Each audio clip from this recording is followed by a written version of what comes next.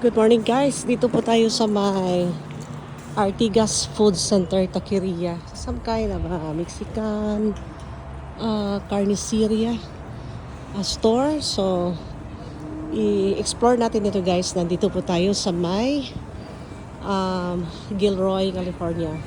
As you know, Gilroy, California is a land of farmlands. So, puntahan po natin guys. I-vlog ko po lang ito kasi hindi naman ako palagi dito nga area. Na-assign lang po ako dito ng 2 months as a traveling nurse sa isang dialysis unit po dito guys. So, tara na, puntahan natin sa loob. Anong mga binibinta nila dito. But it looks nice to me. Ano meron dito? Tortillera. Talagang it sounds like really a Mexican food here guys. But look at the pagkain nila. Mga breads nila, mga masarap.